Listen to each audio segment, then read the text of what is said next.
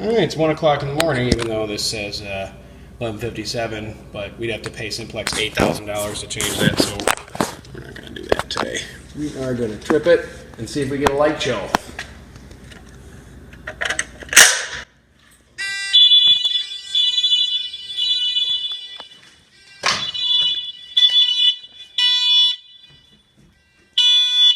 You're going to have to let me back in, probably.